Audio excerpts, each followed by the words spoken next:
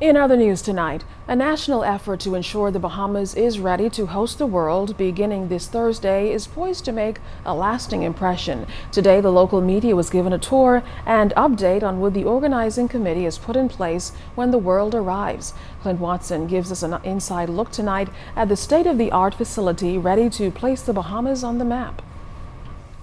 When it is all said and done, the 57th Inter-American Development Bank and the 31st Annual General Meeting of the Inter-American Investment Corporation will cost $11 million, 6 of which would have been funded by the Bahamas government.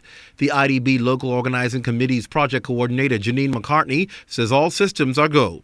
We are ready, Clint. We can begin in the morning. That grand tour for the media this morning revealed the registration area, media center, meeting room, the closed plenary session room, executive and international offices, all designed by local graphic designer Shivanti Smith and made specifically for the meetings.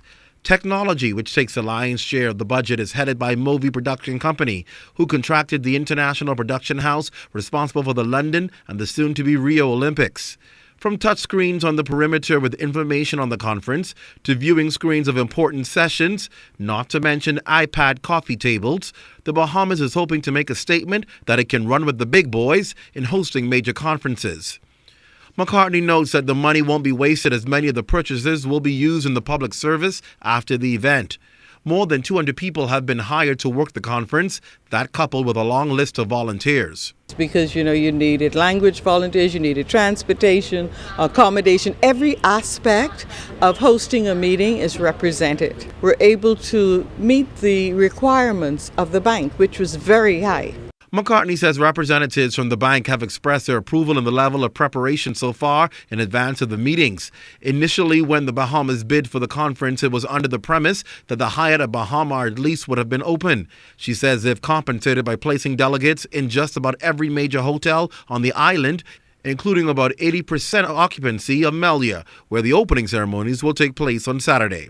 We are probably up near to 2,000 now registered. That's exclusive of our local, because there will be a big local contingent. How many people you expect in total to be a part of this? It's going to be at least 3,000.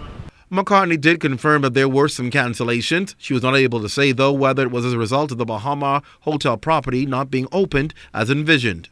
When you host meetings like this, things happen in countries and people cancel. And then sometimes people cancel and then they come back. And so it's fluid until about Friday. And while the government signed a memorandum of understanding with the Chinese government to use a facility which remains in receivership, they have had to underwrite the cost to ensure the facility was completed. What items were not ready, we would have done that. We would have assumed the cost to say you have to have the landscape persons, and those are the kinds of things. But basically, the building was ready and with approved occupancy certificates. And with all systems to go, the Bahamas is hoping to make quite the impression with this conference that will put it on par around the world with other developed nations, letting them know the Bahamas is open for business for large conferences.